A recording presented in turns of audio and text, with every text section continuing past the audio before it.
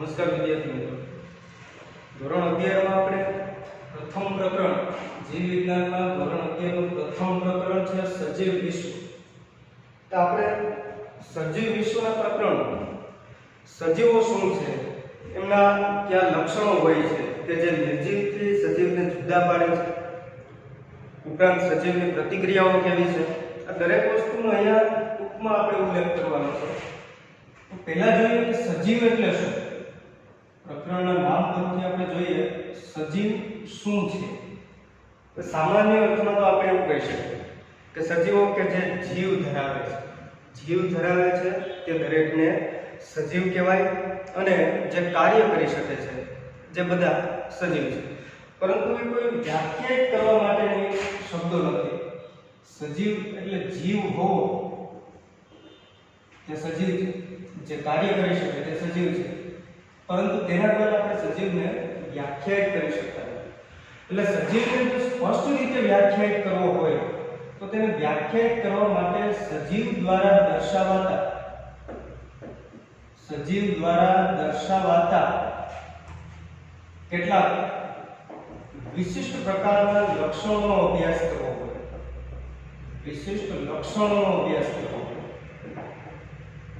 હવે સજીવોના લક્ષણો ક્યાં છે કે જે નિર્જીવથી સજીવને જુદો પાડે છે. એટલે આવા લક્ષણો આપણે જોઈએ. પ્રથમ છે વૃદ્ધિ, પ્રજનનની પ્રક્રિયા, ચયાપચય, પર્યાવરણ પ્રત્યે પ્રતિક્રિયા કે પર્યાવરણ પ્રત્યે ની સભાનતા, ત્યારબાદ સ્વયં જન્મ પામવાની છે.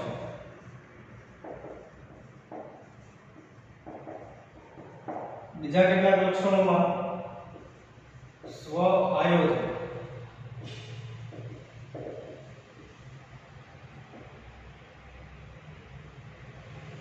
ત્યારબાદ આ કેટલાક લક્ષણો છે કે જે આપણે ઊંડાણપૂર્વક અભ્યાસ કરીશું. બીજા કેટલાક લક્ષણો પણ એવા છે જેમ કે પરસ્પર આકર્ષણ. સજીવોમાં પરસ્પર આકર્ષણ હોવું જોઈએ તથા એકબીજા પર પરસ્પર પ્રભાવ હોવો જોઈએ. અને અંતે એક લક્ષણ જોઈએ મૃત્યુ. તો આટલા લક્ષણો અહીંયા જે લક્ષણો દર્શાવેલા છે, આટલા લક્ષણો જેમાં જોવા મળે તે પ્રત્યેક સજીવ છે તેવું આપણે દર્શાવી શકીએ. કારણ કે નિર્જીવ વસ્તુઓમાં બધા લક્ષણો જોવા નહીં મળે, પરંતુ આપણે અહીંયા સજીવ અને નિર્જીવ વચ્ચે એક સરખામણી કરવાની છે. આપણે અહીંયા સજીવ અને નિર્જીવ વચ્ચે એક સરખામણી કરવાની છે, કમ્પેરિઝન છે બે વચ્ચેનું. તો આપણને આઈડિયા આવશે કે અહીંયા જે આપેલા લક્ષણો ધરાવતા પ્રત્યેકને આપણે સજીવ તરીકે ઓળખીશું. કેટલાક લક્ષણો એવા પણ હશે કે જે સજીવ ઉપરાંત નિર્જીવમાં પણ જોવા મળે. તો આવું લક્ષણ સજીવ માટે સંપૂર્ણ લક્ષણ નથી. આ ગુણધર્મ સજીવ માટે ચોક્કસ ન કહી શકાય, પણ એવા તો લક્ષણો હશે કે જે ફક્ત સજીવમાં જોવા મળે છે, જેને આધારે આપણે સજીવને વ્યાખ્યાયિત કરી શકીએ. એટલે વ્યાખ્યાયિત કરવા માટે આપણે એક લક્ષણ અહીંયા ભણીએ. પહેલું છે વૃદ્ધિનું લક્ષણ, કે જે ખૂબ જ સરળતાથી સમજી શકાય એવું છે. વૃદ્ધિ એટલે સામાન્ય વસ્તુ છે કે સજીવના અથવા તો કોઈ પણ વસ્તુના કદ અને સંખ્યામાં થતો વધારો, એટલે એને વૃદ્ધિ તરીકે ઓળખી શકીએ. કે સજીવના કદ કે સંખ્યામાં થતો વધારો એટલે વૃદ્ધિ. કઈ રીતે કદ અને સંખ્યામાં વધારો થાય? પહેલા આપણે કદ માટેની વાત કરીએ તો મોટા ભાગના બહુકોષી સજીવો કે જે કોષ વિભાજનની પ્રક્રિયાથી પોતાના કદમાં વધારો કરે એટલે કે વૃદ્ધિ કરે છે. અહીંયા સજીવોમાં કોષ વિભાજન દ્વારા કદમાં વધારો થાય છે, એટલા માટે તે એક વૃદ્ધિની પ્રક્રિયા છે. અને આવી વૃદ્ધિ દરેક વનસ્પતિ, પ્રાણીઓ અને સરળ કક્ષાના સજીવોમાં પણ આપણે જોઈ શકીએ. તો ખાસ કરીને વનસ્પતિમાં આ પ્રકારની વૃદ્ધિ, વનસ્પતિમાં કોષ વિભાજન દ્વારા કદમાં થતો વધારો કે જે જીવન પર્યંત હોય છે. એટલે કે વનસ્પતિ જ્યાં સુધી હયાત હોય, જ્યાં સુધી જીવે છે, ત્યાં સુધી આ વૃદ્ધિ એમાં સતત ચાલુ રહેશે, કારણ કે એમાં વૃદ્ધિ માટે કોઈ મર્યાદા હોતી નથી. પરંતુ વનસ્પતિઓ જ્યાં સુધી એનું જીવનકાળ છે, એનો લાઈફ સ્પેન જેટલો પણ હોય, ત્યાં સુધી એમાં સતત એની લંબાઈમાં અથવા તો એના ઘેરાવામાં, એના પ્રકારમાં, એના ક્ષેત્રફળમાં થોડો ઘણો વધારો સતત થતો રહેશે. એવી રીતે જો પ્રાણીઓ માટે વાત કરીએ તો પ્રાણીઓમાં આવી રીતે કોષ વિભાજન દ્વારા કદમાં થતો વધારો, એટલે કે ટૂંકમાં કહીએ તો વૃદ્ધિ, કે જે સતત નથી થતી પરંતુ મર્યાદિત હોય છે. એટલે કે કેટલીક ઉંમર સુધી જ, અમુક ઉંમર સુધી જ એમાં વૃદ્ધિ થઈ શકે, ત્યારબાદ એની વૃદ્ધિ સ્ટોપ થઈ જાય, અટકી જાય છે. એટલે વનસ્પતિ અને પ્રાણીમાં કદમાં થતો વધારો છે એકબીજાથી થોડો ઘણો અલગ છે. પરંતુ ખાસ વાત એ છે કે એની મર્યાદિત વૃદ્ધિ બાદ પણ કેટલીક ઉંમર પછી પણ એમાં સતત થતી વૃદ્ધિનું એક ઉદાહરણ છે કે પ્રાણીઓમાં પણ કેટલીક પેશીઓ કે જે નુકસાન પામે છે, ક્યારેક ને ક્યારેક પણ જે નુકસાન પામે છે, આ નુકસાન પામેલી પેશીના ભાગમાં કોષો પોતાનું કોષ વિભાજન ચાલુ રાખે છે. એટલે કોષ વિભાજન દ્વારા ત્યાં નવા કોષોને ઉમેરે છે. આ પણ કોષ વિભાજન દ્વારા વૃદ્ધિનો જ એક પ્રકાર છે. એટલે કેટલીક પેશીઓ એવી પણ હોય, જેમ કે આપણા હાથની પેશીની વાત કરીએ કે દિવસ દરમિયાન પણ આપણે ઘણી બધી વખત હેન્ડવોશ કરતા હોય. આ હેન્ડવોશની પ્રક્રિયા દરમિયાન પણ આપણા ઘણા બધા કોષો નાશ પામે છે. ઘર્ષણને પરિણામે, દબાણને પરિણામે મોટા ભાગના કોષો તેમાંથી ઉપરના બધી સ્તરમાંથી નાશ પામતા હોય છે. પરંતુ થોડા સમયની અંદર જે નાશ પામેલા કોષો છે, પેશીના ભાગમાં કોષ વિભાજન થઈ અને વૃદ્ધિની પ્રક્રિયાથી ફરી પાછા નિર્માણ પામે છે. એટલે આવી પ્રક્રિયાઓ પ્રાણીઓમાં અને વનસ્પતિમાં બંનેમાં ચાલુ રહેશે. હવે કદ દ્વારા વૃદ્ધિમાં થતો વધારો આપણે જોયું, કેવી રીતે સંખ્યામાં થતો વધારો પણ વૃદ્ધિ તરીકે જ ઓળખાય. પણ આવા વધારા માટેનું ઉદાહરણ ફક્ત આપણે જોઈએ એકકોષી સજીવોમાં. ફક્ત એકકોષી સજીવો, એટલે કે ઉદાહરણ તરીકે જોઈએ તો બધાને એક જ યાદ આવે, બેક્ટેરિયા. એકકોષી સજીવનું સૌથી સરળ ઉદાહરણ હોય બેક્ટેરિયા, કે જેમાં એકકોષી સજીવોની અંદર કદમાં વધારાની વૃદ્ધિ તરીકે નોંધાતો નથી, કારણ કે એક જ કોષનું સજીવ બનેલું છે અને એમાં કદમાં થતો વધારો આપણે નોંધી ના શકીએ, સામાન્ય રીતે જોવું શક્ય નથી. પરંતુ ખાસ વસ્તુ એવું છે કે એકકોષી સજીવને જો કોઈ સંવર્ધન માધ્યમમાં ઉછેરવામાં આવે, એટલે કે ઇન વિટ્રો, બહારના માધ્યમમાં, પ્રયોગશાળાની અંદર જો આપણે સંવર્ધન માધ્યમમાં, હવે સંવર્ધન માધ્યમ એટલે એવી વસ્તુ છે કે જ્યાં તમે એકકોષી સજીવનું તેમાં ઉછેરી શકો છો અને તેની સંખ્યામાં વધારો કરી શકો, એટલે એને સંવર્ધન તરીકે ઓળખવામાં આવે છે. તો આ પ્રકારની વૃદ્ધિ માટે ટેસ્ટ ટ્યુબમાં અથવા તો કોઈ પેટ્રી ડીશમાં, પ્રયોગશાળામાં બેક્ટેરિયા જે વાતાવરણમાં રહી શકે, બેક્ટેરિયા માટે જે ઓપ્ટિમમ ટેમ્પરેચર એટલે ઇષ્ટતમ તાપમાન જરૂરી હશે, આવું તાપમાન એને પૂરું પાડવામાં આવે. ત્યારબાદ એના માટે જરૂરી સંવર્ધન માધ્યમનો ખોરાક, આટલી વસ્તુઓ એને બધું યોગ્ય પ્રમાણમાં, એટલે કે એની ઇષ્ટતમ પરિસ્થિતિ પ્રમાણે આપવામાં આવે તો એમાં બેક્ટેરિયા વારંવાર કોષ વિભાજનની પ્રક્રિયા, સતત કોષ વિભાજનની પ્રક્રિયા ચાલુ રાખશે અને પરિણામે એમની સંખ્યામાં ખૂબ જ વધારો થશે. હવે એ વધારો નોંધવા માટે આપણે જો કોષ વિભાજન બાદ જે સંખ્યામાં થતો વધારો છે, સંખ્યામાં જે કંઈ પણ વધારો થયો હશે તે જોવા માટે આપણે માઇક્રોસ્કોપમાં સરળતાથી એને ગણી શકીએ. ત્યારે આપણે અંદાજ લગાવી શકીએ કે શરૂઆતમાં જે બેક્ટેરિયાની સંખ્યા હતી એના સેલ ડિવિઝન પછી, એટલે કે એના કોષ વિભાજન પછી એમાં ઘણો બધો વધારો થઈ ચૂક્યો છે. તો અહીંયા જે જોવા મળે છે એ કોષ વિભાજનની પ્રક્રિયાથી સંખ્યામાં વધારો થયો. તો સંખ્યામાં જે વધારો છે એ પણ એક પ્રકારનું વૃદ્ધિનું ઉદાહરણ આપી શકે.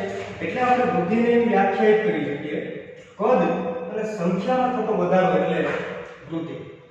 હવે આ જે વૃદ્ધિ આપણે આપીએ છીએ, કદ અને સંખ્યામાં થતો વધારો જો એને આપણે વૃદ્ધિ તરીકે લઈએ તો એવું જરૂરી નથી કે આ વસ્તુ ફક્ત સજીવોમાં જ બને, કારણ કે આવી વસ્તુઓ નિર્જીવમાં પણ શક્ય છે, જે આપણે માનવું પડે. એવું આપણે સ્વીકારી નથી શકતા, છતાં પણ આ વસ્તુ આપણે માનવી પડે કે નિર્જીવ વસ્તુઓ તરીકે, સામાન્ય રીતે નિર્જીવ વૃદ્ધિ પામતા નથી, પરંતુ નિર્જીવ વસ્તુ તરીકે જો આપણે વાત કરીએ પર્વતો છે, ત્યારબાદ કેટલાક શિલાખંડોની વાત કરીએ કે પછી સામાન્ય રેતીના ઢગલાની વાત કરીએ કે જે બધાને ખબર હોય, તો તો હવે આટલી વસ્તુઓના આપણે જો ઉદાહરણ લઈએ તો એમના કદની અંદર વધારો જોવા મળે, કેટલાક અન્ય કારણોથી પણ એમના કદની અંદર વધારો જોવા મળે. તો અહીંયા જે કદમાં વધારો થાય છે શું તેને વૃદ્ધિ કહેવાય કે ના કહેવાય? અહીંયા જે કદમાં વધારો થાય તેને વૃદ્ધિ કહેવાય કે ના કહેવાય? આપણે વ્યાખ્યામાં એવું નથી લખેલું કે સજીવોના કદ કે સંખ્યામાં થતો વધારો, કોઈ પણ વસ્તુ જો કદ અને સંખ્યામાં વધારો થાય તો આ બાબતને વૃદ્ધિ કહી શકાય. એવી જ રીતે અહીંયા પણ કદ અને સંખ્યામાં વધારો થઈ શકે. આવા જે નિર્જીવ વસ્તુઓ છે, જે નિર્જીવ પદાર્થો છે, આવા નિર્જીવ પદાર્થો પર કોઈ પણ રીતે દ્રવ્યોનો સંચય થઈ શકે છે. એટલે કે નવા નવા દ્રવ્યો તેના પર સંગ્રહ થાય છે. સંગ્રહ થવાને પરિણામે તેના ક્ષેત્રફળમાં વધારો થવાનો છે. અહીંયા જે વધારો થાય છે તેને આપણે વૃદ્ધિ તરીકે ઉલ્લેખ કરી શકીએ. એટલે નિર્જીવ વસ્તુમાં પણ વૃદ્ધિ શક્ય છે. એટલા માટે થઈ અને વૃદ્ધિને ફક્ત સજીવનું લક્ષણ દર્શાવી શકાતું નથી. આવી વૃદ્ધિ જો એક એક્ઝામ્પલથી વાત કરીએ તો મૃત સજીવો છે એમાં વૃદ્ધિ જોવા મળતી નથી. મૃત વસ્તુઓમાં મૃત સજીવની અંદર વૃદ્ધિ જોવા મળતી નથી. પણ મોટા ભાગના જે હયાત સજીવો છે તેમની અંદર વૃદ્ધિ જીવન પર્યંત કેટલીક ઉંમર સુધી આપણે જોઈ શકીએ. એવી જ રીતે નિર્જીવ પદાર્થો તરીકે પણ આપણે જો કેટલાક એક્ઝામ્પલની વાત કરીએ તો દ્રવ્ય કે જેના પર પદાર્થ પર દ્રવ્યોનો જથ્થો સંચિત થયા કરતો હોય એના પરિણામે એના સપાટીમાં કે એના ક્ષેત્રફળમાં જે થોડો ઘણો વધારો થાય એને વૃદ્ધિ તરીકે લઈ શકીએ. એટલા માટે નિર્જીવ અને સજીવની બંનેની સરખામણી વચ્ચે તો વૃદ્ધિને આપણે સજીવનું ફક્ત લક્ષણ દર્શાવી શકતા નથી. એટલા માટે વૃદ્ધિ એ સજીવનું સંપૂર્ણ લક્ષણ નથી.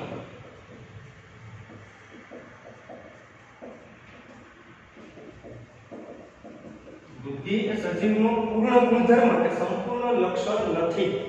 એટલા માટે આપણે આ બંને ઉદાહરણો પરથી આપણે સમજી લીધું કે જો ફક્ત સજીવ માટે જ હોય કે બધા જ સજીવો જો વૃદ્ધિ કરતા હોય અને ફક્ત સજીવો જ વૃદ્ધિ કરી શકે તો આપણે સમજી શકીએ કે વૃદ્ધિ એ સજીવનું પૂર્ણ લક્ષણ હતું, પણ અહીંયા એવું દર્શાવાતું નથી. એટલા માટે વૃદ્ધિ એ સજીવ માટે પૂર્ણ લક્ષણ ધરાવી શકાતું નથી.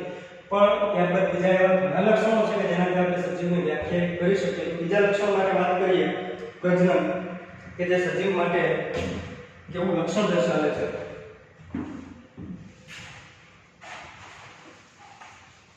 તો સામાન્ય રીતે બધા સજીવો પ્રજનન કરે છે. આપણે સમજ પ્રમાણે એવું જોઈએ કે લગભગ બધા સજીવો પ્રજનનની પ્રક્રિયા કરતા હોય. એમાં કેટલાક સરળ કક્ષાના સજીવો છે, કેટલાક ઉચ્ચ વર્ગના સજીવો છે. આ બધા જ સજીવોમાં પ્રજનનનું લક્ષણ છે. પણ વ્યાખ્યાની દ્રષ્ટિએ જોઈએ તો પ્રજનન એટલે શું છે કે સજીવો પુખ્ત વયે પોતાના જેવા નવા સજીવનું સર્જન કરે. એટલે કે એની મેચ્યોર ફેઝની અંદર પોતાની પુખ્ત અવસ્થામાં નવા સજીવ કે નવી સંતતિનું સર્જન કરે ત્યારે આ પ્રક્રિયાને પ્રજનન કહેવાય. હવે પ્રજનન કોઈ પણ રીતે હોય પણ નવી સંતતિનું સર્જન એમાં થવાનું છે. એટલે પ્રજનનના એમાં જોડાયેલા સજીવોને આધારે પ્રજનનની મુખ્ય પ્રક્રિયાને આધારે આપણે પ્રજનનને બે ભાગમાં વિભાજિત કરીએ. તો પહેલો પ્રકાર છે પ્રજનન માટે લિંગી પ્રજનન અને બીજો પ્રકાર છે અલિંગી પ્રજનન. પ્રજનન બે ભાગમાં વિભાજિત છે, લિંગી પ્રજનન અને અલિંગી પ્રજનન. તો લિંગી પ્રજનન એટલે શું કે જ્યારે સજીવો પોતાને મળતા આવતા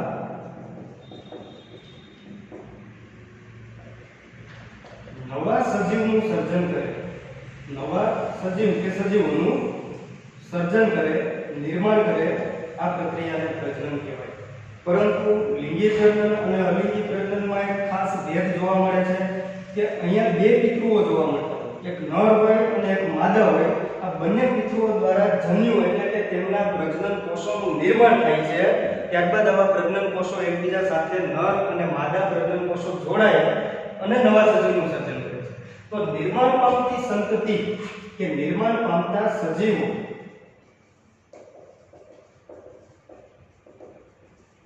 જે ઓછા વધતા પ્રમાણમાં પિતૃઓને મળતા આવે છે, ઓછા વધતા પ્રમાણમાં પિતૃઓને મળતા આવે છે. આપણી જ વાત કરીએ મનુષ્ય, તો મનુષ્યમાં પણ આબેહૂબ એના મમ્મી કે પપ્પા જેવા નથી લાગતા. સંતતિઓ આબેહૂબ એના માતા કે પિતા જેવા નહીં હોય, પણ ઓછા વધતા પ્રમાણમાં વાતાવરણમાં તેમને મળતા હોય. તો આ પ્રક્રિયા લિંગી પ્રજનનની પ્રક્રિયા છે. પણ જો અલિંગી પ્રજનનની વાત કરીએ તો સેમ કે સજીવો પોતાને મળતા આવતા નવા સજીવોનું સર્જન કરે છે. પણ અહીંયાની ખાસ વાત એ છે કે અહીંયા પિતૃ એક જ હોય. આપણે તેને નર પણ ન કહી શકીએ અને માદા પણ નથી કહી શકતા. આવા એક જ પિતૃ દ્વારા જન્યુનું નિર્માણ થઈ પણ શકે અને ના પણ થાય. જન્યુના નિર્માણ થયા વગર જો નવી સંતતિનું સર્જન થાય તો ત્યારે તે અલિંગી પ્રજનનની પ્રક્રિયા છે. અને તેમના દ્વારા નિર્માણ પામતી સંતતિ કે નિર્માણ પામતા સજીવો આબેહૂબ એકબીજાના હોય. આબેહૂબ એકબીજાની નકલ હોય, ક્લોન છે, કોપી છે, અથવા તો તેમના પિતૃઓને પણ મળતા આવે છે. પિતૃઓની પણ આબેહૂબ પ્રતિનિધિ છે. ત્યારે તેને અલિંગી પ્રજનન કહેવાય. એટલે બે વચ્ચેનો ખાસ તફાવત એવો છે કે નિર્માણ પામતી સંતતિ થોડા ઘણા પ્રમાણમાં પિતૃઓ જેવી દેખાશે, પણ અલિંગી પ્રજનન દ્વારા નિર્માણ પામતી સંતતિ કે જે આબેહૂબ તેમના પિતૃ જેવી જ દેખાશે. અને પ્લસ કે નિર્માણ પામતી સંતતિઓ જેટલી પણ હોય એ બધી પણ એકબીજાના જેવી જ હશે. એની વચ્ચે આપણે કોઈ ભેદ જોઈ શકતા નથી. તો મોટે ભાગે લિંગી પ્રજનનની પ્રક્રિયા બહુકોષી સજીવમાં થાય. એટલે એવું નથી કે એકકોષી સજીવમાં નહીં થાય. એકકોષી સજીવોમાં પણ શક્ય છે, પણ મોટા ભાગના બહુકોષી સજીવો લિંગી પ્રજનન દર્શાવે છે. અને અહીંયા મોટા ભાગના એકકોષી સજીવો મોટાભાગે એકકોષી સજીવો અલિંગી પ્રજનન દર્શાવે. તો ત્યાં પણ એવું જ છે કે બહુકોષી સજીવોમાં પણ અલિંગી પ્રજનન થાય, પણ મોટા ભાગે એકકોષી સજીવોની અંદર અલિંગી પ્રજનન વધારે જોવા મળે. તો આપણે પહેલા અલિંગી પ્રજનન પરથી જોઈએ કે સજીવો કઈ રીતે પ્રજનન દર્શાવતો. એ એક ખાસ વાત છે કે પ્રજનનની પ્રક્રિયા કઈ રીતે થાય, પ્રજનન દ્વારા સંતતિનું સર્જન કઈ રીતે થતું હોય એ આપણે સમજવાનું. કારણ કે આગળના જે પ્રકરણ આપેલા છે એ પ્રજનન માટેના પ્રકરણમાં તમે સ્પષ્ટ રીતે સમજી શકો. પ્રજનનની સંપૂર્ણ વ્યાખ્યાથી લઈને બધી જ પ્રક્રિયાઓ વિશેનો અભ્યાસ આપેલો છે. આપણે કેટલાક ઉદાહરણથી સમજવાનો પ્રયત્ન કરીએ કે સજીવો કેટલીક અલગ રીતો દ્વારા પ્રજનનની પ્રક્રિયા દર્શાવે. તો અલિંગી પ્રજનન માટે જો અલિંગી પ્રજનનની વાત કરીએ તો અલિંગી પ્રજનનની કેટલીક રીતો છે. મોટાભાગના એકકોષી સજીવો એકકોષી સજીવો જેવા કે બેક્ટેરિયા કે જે મોનેરા સૃષ્ટિમાં સમાવેશિત છે, પછી કેટલીક એકકોષીય લીલ અને મોટા ભાગના પ્રજીવોની અંદર ઉદાહરણ તરીકે જેવા કે અમીબા છે, પેરામીશિયમ, જે તમે અત્યાર સુધીમાં લગભગ 10મા ધોરણ સુધીમાં બધા જ ઉદાહરણથી પરિચિત હોય. હવે એમાં અમીબા, પેરામીશિયમ આકૃતિ સાથે તમને ખ્યાલ હોય. તો આ બધા ઉદાહરણો એવા છે જે એકકોષી સજીવના છે. અને આવા એકકોષી સજીવો કોષ વિભાજનની પ્રક્રિયા દ્વારા અલિંગી પ્રજનનની પ્રક્રિયા. એટલે પ્રજનનનો એક પ્રકાર જ છે. કોષ વિભાજન દ્વારા એકકોષી સજીવોમાં અલિંગી પ્રજનનની પ્રક્રિયાઓ થાય છે. એવી રીતે આપણે વાત કરીએ કે બહુકોષી સજીવ માટે જોઈએ તો બીજી એક પદ્ધતિ છે જેમ કે હાઇડ્રા, ત્યારબાદ યીસ્ટ છે, વાદળી હોય. આ બધા ઉદાહરણો કે જ્યાં કલિકા સર્જન દ્વારા અલિંગી પ્રજનનની પ્રક્રિયા થાય. એ પણ એક પ્રજનનનું ઉદાહરણ છે કે હાઇડ્રા અને યીસ્ટ જેવા સજીવો છે. યીસ્ટ એટલે કે એકકોષી ફૂગ છે, અને હાઇડ્રા એટલે કોષ્ટક સમુદાયનો પ્રાણી છે.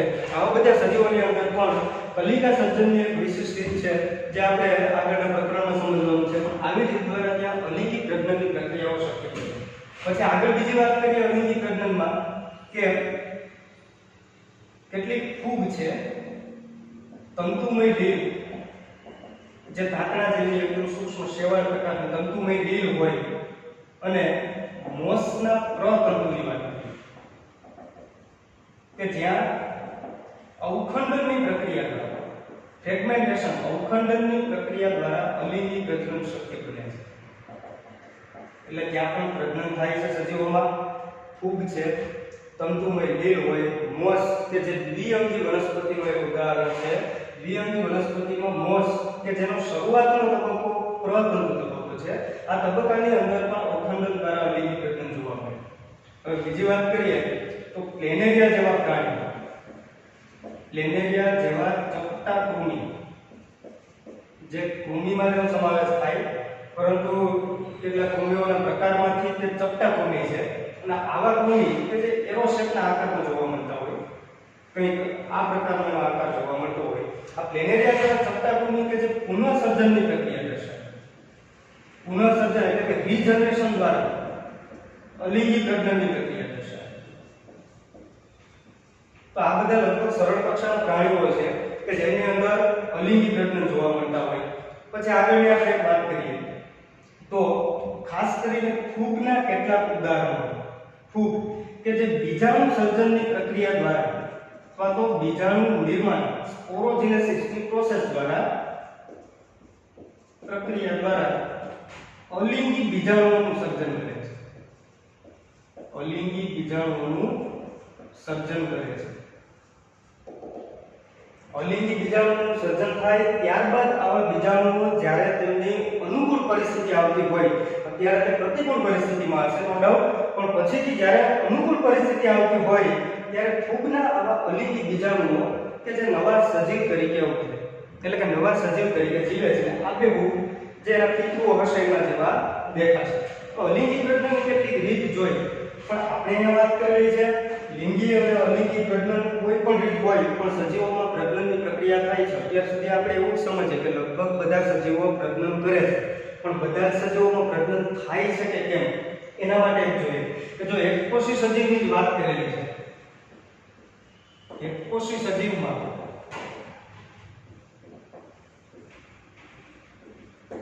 બધા એકકોષી સજીવો કે જે પ્રજનનની પ્રક્રિયા દર્શાવે છે, પણ અહીંયા આપણે અગાઉ જોયેલું છે કે કોષ વિભાજન દ્વારા વૃદ્ધિ થાય. આપણે વૃદ્ધિમાં જોયું કે એકકોષી સજીવોમાં કોષ વિભાજન દ્વારા સતત કોષોમાં સંખ્યામાં વધારો, અને સંખ્યામાં થતો વધારો એટલે વૃદ્ધિ છે. એટલે કોષ વિભાજન દ્વારા વૃદ્ધિની પ્રક્રિયા થાય છે, તો કોષ વિભાજન દ્વારા પ્રજનનની પણ પ્રક્રિયા થાય છે. અહીંયા આપણે જોયું છે કે જ્યાં કોષ વિભાજન દ્વારા આવા સજીવોમાં અલિંગી પ્રજનન થાય, એટલા માટે આપણે વૃદ્ધિ અને પ્રજનન એકકોષી સજીવોમાં ખાસ કરીને વૃદ્ધિ અને પ્રજનનને એકબીજા સાથે સરખાવી શકીએ. આ બે વચ્ચે આપણે એકબીજા સાથેની સરખામણી આપી શકીએ. એટલે કે વૃદ્ધિ તરીકે પણ ઓળખી શકાય તો આ પ્રક્રિયાને પ્રજનન પણ ઓળખી શકાય.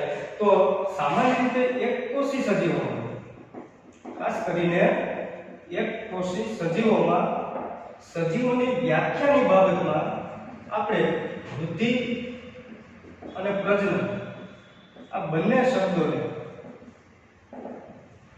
સ્પષ્ટ નથી. પ્રજનન અને વૃદ્ધિ આ બંને શબ્દો આપણે સજીવોની વ્યાખ્યા માટે સ્પષ્ટ રીતે ઉપયોગમાં લઈ શકતા નથી, એટલે કે તેમના સ્પષ્ટ ઉપયોગ વિશે આપણે જાણતા નથી. હવે આપણે આગળ એવા પણ ઉદાહરણ જોઈએ કે જો અહીંયા તો બધા સજીવો આપેલા છે અને સજીવોમાં કોઈને કોઈ રીતે પ્રજનનની પ્રક્રિયાઓ થાય છે, ભલે તે અલિંગી પ્રજનન હોય કે પછી લિંગી પ્રજનન હોય. પણ બીજી કેટલીક વાત છે કે બહુકોષી સજીવોમાં પણ ઉચ્ચ વર્ગના સજીવો, જેવું કે ઉદાહરણ તરીકે જોઈએ ખચ્ચર કે જે એક સંકરિત પ્રાણી છે, હાઇબ્રિડ એનિમલ છે. આ ખચ્ચર કે જે સજીવ તો છે પરંતુ પ્રજનન દર્શાવતું નથી. પ્રજનન દર્શાવતું નથી, તેમાં પ્રજનન કોષોનું નિર્માણ શક્ય જ નથી. તો સજીવ છે પણ પ્રજનન કરે છે એવું જરૂરી તો નથી દર્શાવતા. પછી કેટલાક એવા ઉદાહરણો બીજું જોઈએ. મધમાખીની અંદર જોવા મળતી વંધ્ય કામદાર માખી, વંધ્ય કામદાર માખી આ એક મધમાખીનો પ્રકાર છે. તમને એની વાત કહી દઉં કે માખીની અંદર, મધમાખીમાં કેટલીક જાતિઓની માખી જોવા મળતી હોય.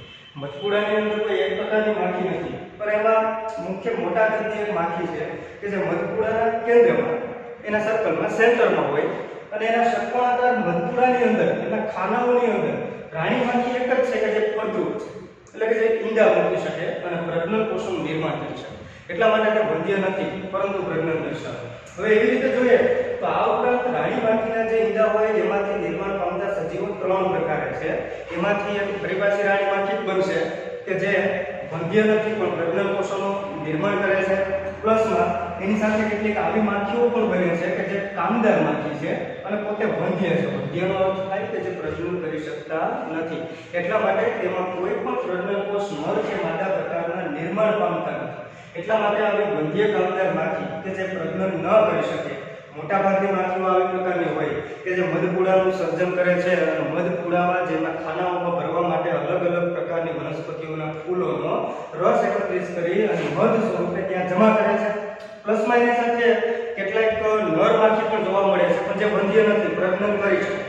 આ નર માખીઓ અને માદા રાણી માખી કે જે પ્રજનન અર્થે જોડાયેલા છે, પરંતુ કેટલીક માખીઓ, મોટા ભાગની માખીઓ કે જે બંધ્ય છે, જેને આપણે કામદાર માખી તરીકે ઓળખીએ, જ્યાં પ્રજનન પ્રક્રિયા શક્ય નથી. હવે એવું કેટલું ઉદાહરણ આપણે બીજું જોઈએ કે જો વંધ્ય માનવ યુગલ હોય તો, વંધ્ય માનવ યુગલની વાત કરીએ તો કે મનુષ્યમાં પણ નર અને માદા ભલે હોય પરંતુ એમની અંદર પ્રજનન કોષો એટલે કે નર કે માદા જન્યુઓનું નિર્માણ કરવાની ક્ષમતા જો ન હોય ત્યારે આવું યુગલ, આવું કપલ વંધ્ય બને છે, જે નોન ફર્ટિલાઇઝ છે. એટલે આવું વંધ્ય યુગલ પણ પ્રજનન કોષોનું નિર્માણ ન કરતા હોવાથી પ્રજનન દર્શાવતું નથી. તો આપણે સ્પષ્ટ સરખામણી કરી લઈએ કે મોટાભાગના સજીવો કે જે લિંગી કે અલિંગી પ્રકારે પ્રજનન તો દર્શાવે છે, પણ કેટલાક આ બધા પણ સજીવો છે, કેટલાક સજીવો એવા પણ છે કે જ્યાં પ્રજનનની પ્રક્રિયા થતું નથી. આ ઉપરાંત આપણે જોઈએ તો નિર્જીવમાં પ્રજનન થતું નથી, નિર્જીવમાં પ્રજનન થતું નથી. એટલે સજીવ અને નિર્જીવની સરખામણીની જો વાત કરવી હોય તો ચોક્કસ આપણે કહી શકીએ કે પ્રજનન એ સજીવનું સાચું લક્ષણ છે, કારણ કે નિર્જીવમાં જોવા મળતું નથી. પણ વાત બીજી એવી છે કે અહીંયા આપેલા બધા જ સજીવો પ્રજનન કરે છે નહીં. કેટલાક સજીવો એવા પણ છે કે જે પ્રજનન દર્શાવી શકતા નથી. તો એનો મતલબ એવો થાય કે બધા જ સજીવો પ્રજનન ન દર્શાવતા હોવાને પરિણામે પ્રજનન એ સજીવનું પૂર્ણ લક્ષણ નથી, સાચું લક્ષણ કે ગુણધર્મ નથી. એટલે વૃદ્ધિમાં જેવું આપણે જોવા મળે એવી જ રીતે પ્રજનન પણ વૃદ્ધિની જેમ જ એ સાચું સજીવનું લક્ષણ ગણાવી શકાય નહીં. પણ ત્યારબાદ જો બીજા લક્ષણ માટે આપણે વાત કરીએ ચયાપચય કે જે સજીવ માટે સાચું લક્ષણ છે કે નહીં, તો એના વિશે આપણે થોડી ચર્ચા કરીએ.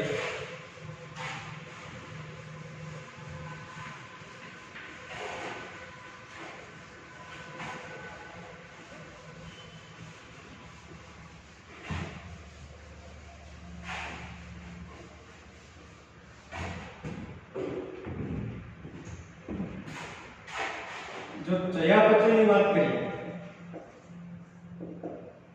તો ચયાપચય લગભગ બધા સજીવોમાં થાય છે. બધા જ સજીવોની અંદર ચયાપચયની પ્રક્રિયા થાય છે. પણ ચયાપચયનો પહેલા આપણે અર્થ સમજીએ એટલે સજીવ સાથે આપણે ચોક્કસ રીતે બેસાડી શકીએ. તો પહેલા જોઈ લઈએ ચયાપચય એટલે શું છે? એક પ્રકારની જૈવિક કે રાસાયણિક પ્રક્રિયા છે. જૈવિક અથવા તો રાસાયણિક પ્રક્રિયા છે. ચયાપચયની આ જે પ્રક્રિયા આપેલી છે તે બધા જ સજીવોમાં થાય છે. એટલે કે સજીવ કોઈને કોઈ રીતે સજીવના કદ અને કાર્યો અનુસાર, સજીવ એક કોષી હોય કે બહુકોષી હોય, એટલે કે સરળ કક્ષાના હોય કે જટિલ કક્ષાના હોય, પણ તેમના કદ અને કાર્યો અનુસાર સજીવોમાં જુદા જુદા પ્રકારના રસાયણો બનતા રહે છે. જુદા જુદા પ્રકારના રસાયણો બનતા રહે છે. હવે અહીંયા જે રસાયણો બને છે એટલે કે એક પ્રકારનું રાસાયણિક રૂપાંતરણ જે થાય છે, રાસાયણિક રૂપાંતરણની જે પ્રક્રિયાઓ થઈ હોય તેમના દ્વારા જૈવિક અણુઓનું નિર્માણ થાય. બરાબર ધ્યાન આપજો કે રાસાયણિક રૂપાંતરણ જે થતું હોય, બધા જ સજીવો રસાયણો ઉત્પન્ન કરે. આપણું શરીર આમ જોવા જઈએ તો રસાયણો બનેલું છે. આપણા શરીરમાં અથવા કોઈ પણ કોષીય સજીવોની અંદર વાત કરીએ કે જેમાં અલગ અલગ પ્રકારના રસાયણો બનતા હોય. હવે આવા રસાયણો એકબીજામાં રૂપાંતરિત થતા હોય એને કહેવાય રાસાયણિક રૂપાંતરણ. અને રાસાયણિક રૂપાંતરણને પરિણામે કેટલાક બાયોલોજિકલ મોલેક્યુલ એટલે કે જૈવિક અણુઓનું નિર્માણ થાય. અને જૈવિક અણુઓ આપણે સમજીએ, જૈવિક અણુઓ એટલે ક્યાં હશે તો ગ્લુકોઝ છે એટલે કે સ્ટાર્ચની વાત કરીએ તો કાર્બોદિત પદાર્થ, ત્યારબાદ લિપિડ છે, પ્રોટીન, આ બધા જૈવિક અણુઓ છે. તમારા કેટલા મોટા ભાગના બૃહદ જૈવિક અણુઓ. તો આવા જે જૈવિક અણુઓનું નિર્માણ કોના લીધે થયું હશે? ત્યાં રાસાયણિક રૂપાંતરણ થયું હશે. એટલે કહેવાનો મતલબ એમ છે કે ગ્લુકોઝ હોય, આવા ઘણા બધા ગ્લુકોઝ એકબીજા સાથે જોડાય તો ગ્લુકોઝમાંથી બને છે ગ્લાયકોજન કે જે કાર્બોદિતનું ઉદાહરણ છે.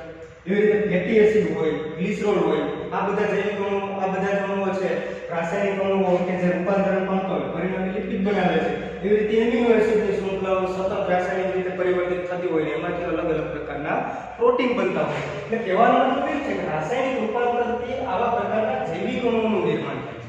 હવે અહીંયા જૈવિક અણુઓ બનવા માટે થતું રાસાયણિક પ્રકારનું રૂપાંતરણ, આ જે થતું રાસાયણિક રૂપાંતરણ છે એ બીજું કાંઈ નથી પણ એને જ ચયાપચય તરીકે ઓળખવામાં આવે.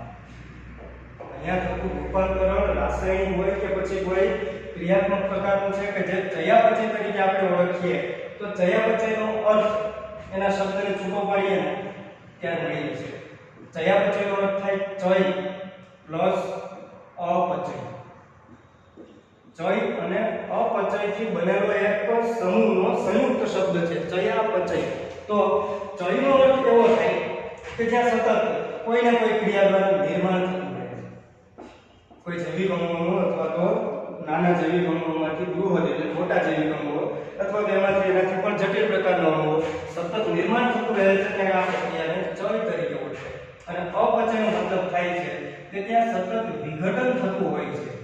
નિર્માણથી એકદમ ઓપોઝિટ કે જ્યાં સતત વિઘટન થતું હોય ત્યારે એને કહેવાય અપચયની પ્રક્રિયા. તો સામાન્ય રીતે જો અપચય કરતા ચયનો દર વધારે હોય ત્યારે વૃદ્ધિની પ્રક્રિયા છે. પછી તે વનસ્પતિ હોય કે પ્રાણી હોય પણ ચયનો દર જ્યારે અપચય કરતા વધારે હોય ત્યારે વૃદ્ધિની પ્રક્રિયા થાય છે.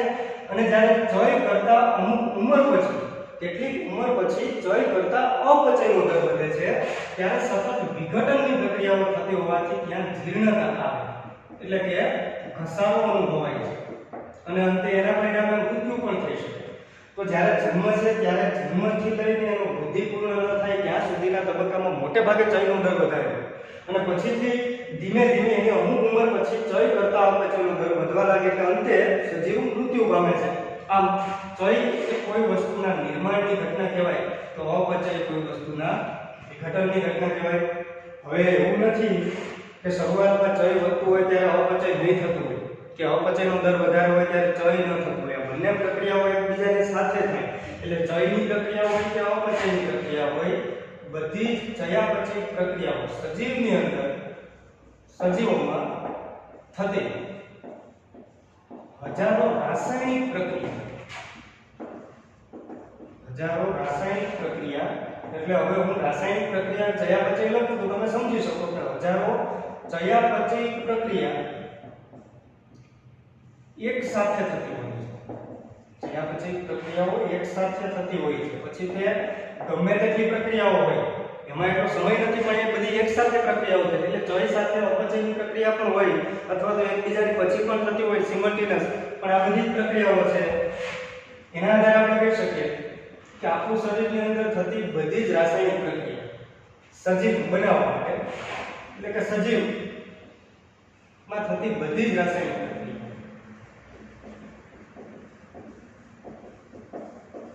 એ ચય અથવા તો અપચય પરિણામ એટલે સજીવમાં થતી આવી પ્રક્રિયાઓ એ સજીવની બધી જ રાસાયણિક પ્રક્રિયાઓનો સરવાળો છે. આમ જોવા જઈએ તો સજીવનો જે દેહ આપેલો છે સજીવનો દેહ એ આપણા શરીરમાં થતી બધી જ રાસાયણિક પ્રક્રિયાઓનો સરવાળો છે. ત્યાં ઘણી બધી રાસાયણિક પ્રક્રિયાઓ થાય છે અને જ્યાં સુધી સજીવ જીવે છે ત્યાં સુધી આવી રાસાયણિક પ્રક્રિયાઓ સતત ને સતત ચાલુ પણ રહેશે. એટલે ચયાપચયની પ્રક્રિયાના આધારે જો આપણે આગળ જોઈ લીધું કે ચય એટલે જ્યાં વૃદ્ધિની પ્રક્રિયા થાય છે અને અપચયની પ્રક્રિયા એનાથી વિરોધ પ્રકારની પ્રક્રિયા છે. બે એકબીજાથી ઓપોઝિટ છે છતાં પણ ચય અને અપચય એકબીજાની સાથે થતી પ્રક્રિયાઓ છે અથવા તો એકબીજા પછી થતી પ્રક્રિયાઓ છે. એટલે વૃદ્ધિના આધારે તમે જોવો તો વૃદ્ધિ એ ચયાપચયની ફલશ્રુતિ છે. વૃદ્ધિ કે જે ચયાપચયની ફલશ્રુતિ છે એનો અર્થ શું થાય? ફલશ્રુતિ એટલે એના પરિણામ છે. વૃદ્ધિ કે જે ચયાપચય પરિણામ થાય છે તો ચયાપચયની પ્રક્રિયાઓ જો થતી હશે તો જ વૃદ્ધિ થાય, અને ચયાપચયની પ્રક્રિયાઓ જો થતી હશે તો જ ઘસારો ન થાય, તો જ જીર્ણતા આવે, વૃદ્ધત્વ આવે. આ બધી પ્રક્રિયાઓ એકબીજા સાથે જોડાયેલી છે. તો ચયાપચય એ સજીવનું લક્ષણ શું આપણે ગણી શકીએ? મોટે ભાગે અહીંયા સુધીમાં આપણે એવું લાગે કે ચયાપચય એ સજીવનું લક્ષણ ગણાવી શકાય, પણ આવું ચયાપચય શું સજીવ દેહની બહાર એટલે કે કોષમુક્ત તંત્રોમાં શક્ય છે કે નહીં? જો આપણે વાત કરીએ કોષમુક્ત તંત્ર, કોષમુક્ત તંત્રો એટલે કે સેલ ફ્રી સિસ્ટમ.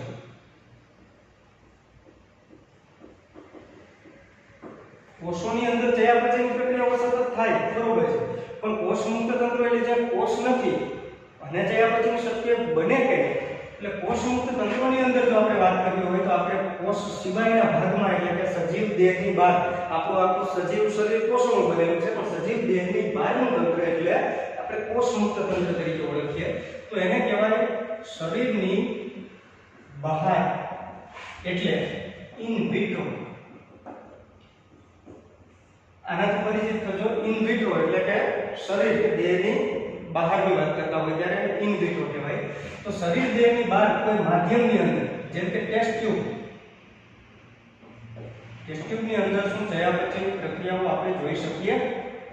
ત્યાં ચયાપચય શક્ય છે, માં ચયાપચયની પ્રક્રિયાઓ આપણે જોઈ શકીએ સજીવ દેહની બહાર કે જ્યાં કોઈ જૈવિક અણુઓના રૂપાંતરણની પ્રક્રિયાઓ થતી હોય, જેમ કે ગ્લુકોઝમાંથી ગ્લાયકોજન બનાવવો હોય, સ્ટાર્ચ બનાવવો હોય, અથવા તો લિપિડને તોડી અને એમાંથી ફરી પાછા ફેટી એસિડ બનાવવો હોય, કે ગ્લિસરોલ છૂટો પાડવો હોય, ફ્રુક્ટોઝ છે, ગ્લુકોઝ છે, આ બધા ભેગા થઈને બનેલું સુક્રોઝનું નિર્માણ કરવાનું હોય, કે સુક્રોઝને તોડીને જેમાંથી ગ્લુકોઝ કે ફ્રુક્ટોઝનું ફરી પાછું નિર્માણ કરવાનું. આમાંની કેટલીક પ્રક્રિયા ચય હતી અને કેટલીક પ્રક્રિયા અપચય, નિર્માણ અને વિઘટન બંને પ્રક્રિયાઓની વાત કરીએ આપણે. તો ટેસ્ટ ટ્યુબમાં જે ચયાપચયની પ્રક્રિયા થાય છે તે સામાન્ય રીતે દેહમાં નથી થતી, એટલા માટે તે જૈવિક પ્રક્રિયા છે. આ પ્રક્રિયા જૈવિક પ્રક્રિયા છે, જીવંત પ્રક્રિયા છે, પરંતુ જૈવિક માધ્યમમાં નથી થતી, પરંતુ ભૌતિક વાતાવરણમાં છે. આ પ્રક્રિયા ક્યાં થાય છે? ભૌતિક માધ્યમમાં, ટેસ્ટ ટ્યુબમાં એટલે કે શરીરની બહારના વાતાવરણમાં. તો ચયાપચયની જે પ્રક્રિયા થઈ છે એ દેહમાં પણ શક્ય છે અને દેહની બહાર પણ શક્ય છે, પણ વાત કરવાની છે જૈવિક અણુઓ માટેની છે. તો જૈવિક વસ્તુઓ દેહમાં હોય કે દેહની બહાર હોય ત્યાં ચયાપચય શક્ય છે, એટલે આપણે એવું પાક્કું કહી શકીએ કે ચયાપચય કે જે સજીવનું એક સ્પષ્ટ દેખીતું અને એના માટેનું સાચું લક્ષણ છે. એટલે આના આધારે આપણે કહી શકીએ ચયાપચય કે જે દેહનું સાચું લક્ષણ છે, એટલે કે સજીવ માટે સાચું લક્ષણ છે. કારણ એવું બીજું પણ છે કે આપણા શરીરની અંદર વાત કરીએ તો સજીવ દેહ કે જે કોષીય આયોજન, આપણા સજીવ દેહનું કોષીય આયોજન કે જે જૈવ સ્વરૂપોનું સાચું એટલે કે વાસ્તવિક લક્ષણ છે, વાસ્તવિક ગુણધર્મ છે. હવે જૈવ સ્વરૂપો એટલે સજીવ, જૈવ સ્વરૂપો એટલે બીજું કંઈ નહીં, ટૂંકમાં એ સજીવોની વાત કરવામાં આવે છે અહીંયા. તો સજીવનું સાચું લક્ષણ છે કોષીય આયોજન. તો કોષીય આયોજનનો જો અર્થ તમે સમજો એટલે તમને ખબર પડી કે ચયાપચય એ જ કોષીય આયોજન દર્શાવે છે. કોષીય આયોજન એટલે કે અંગિકાઓ બધી ભેગી મળે, કોષની અંદર આવેલી અંગિકાઓ જે બધી એકબીજા સાથે જોડાય છે, એકબીજા સાથે પૂરક બની અને કાર્યો કરશે, અને પ્લસમાં આંતર પ્રક્રિયાઓના પરિણામે તે કોષોનું સર્જન થશે. આવા કોષો ભેગા મળી એમાંથી પેશી બનાવશે, આંતર પ્રક્રિયાઓ દર્શાવશે અને પરિણામે પેશીનું સર્જન કરે. પેશીમાંથી અંગો બને છે, પરિણામે એમાંથી તંત્રો બનશે અને તંત્રમાંથી સરવાળે એક સજીવ દેહનું નિર્માણ થશે. આવી જ પ્રક્રિયાઓ છે કે જ્યાં કોષમાંથી કોષીય આયોજનના પરિણામે અંતે સજીવનું સર્જન થાય. તો કોષીય આયોજન એટલે કે રાસાયણિક રૂપાંતરણો થયા હોય અને રાસાયણિક રૂપાંતરણથી થયેલી આવી પ્રક્રિયાઓ કે જ્યાં જૈવિક અણુઓની હેરફેર પણ થઈ હોય, એટલા માટે આપણે કહી શકીએ કે કોષીય આયોજન કોના દ્વારા થઈ શકે? ચયાપચયની પ્રક્રિયાઓ. તો જો કોષીય આયોજન એ દેહનું સાચું લક્ષણ છે જે આપણે સ્વીકારીએ છીએ, તો એ પણ સ્વીકારવું પડશે કે ચયાપચય પણ સજીવનું એક સાચું લક્ષણ છે. તો મિત્રો આપણે ત્રણેય લક્ષણોની જે ચર્ચા કરેલી છે, વૃદ્ધિ, પ્રજનન અને ચયાપચય, આ લક્ષણો પછી આગળ આપણે જોવાનું છે પર્યાવરણ પ્રત્યે પ્રતિક્રિયા, એટલે કે પર્યાવરણ પ્રત્યે સજીવો કઈ રીતે સભાન હોય છે, એમની અનુભૂતિ કરી શકે, એટલે કે સજીવોમાં પર્યાવરણ પ્રત્યેની અનુભૂતિના આવિષ્કારની એક ક્ષમતા હોય અને એ ક્ષમતા અનુસાર કોઈ વસ્તુનો અનુભવ કરે. અનુભવ કરવા માટેની વસ્તુ એટલે કે બાહ્ય પરિબળોની વાત કરીએ કે જે ભૌતિક પણ હોઈ શકે, જૈવિક પણ હોઈ શકે, રાસાયણિક પરિબળ પણ હોઈ શકે કે જેના પ્રત્યે સજીવો પ્રતિક્રિયા દર્શાવી શકે અથવા તો એમના માટે સજીવો એમની સામે સભાનતા ફેરવે છે. એ પ્રતિક્રિયા કયા પ્રકારની હોય, એટલે કે પ્રતિચાર પ્રકારની છે કે પછી પ્રતિકાર પ્રકારની છે. ત્યારબાદ સ્વયંજનન પામવાની ક્ષમતા, જે ડીએનએ બેઝ વાત કરવાની છે, તેના આધારે સજીવો સ્વ આયોજન કઈ રીતે કરે, પરસ્પર આકર્ષણ હોય, એકબીજા પર પ્રભાવ હોય, અને અંતે કોઈ પણ સજીવ જે જન્મ લે છે તેનું મૃત્યુ નિશ્ચિત પણ છે અને અનિવાર્ય છે. એટલે આવી જે બાકી રહેલી ઘટનાઓ જેના લક્ષણો એની સાથે મેચ થાય છે કે નહીં, એનું સાચું લક્ષણ છે કે નહીં, એના આધારે આપણે સજીવોને વ્યાખ્યાયિત કરવાની વાતો હજુ બાકી છે, જે આપણે આગળના લેક્ચરમાં વાંચવા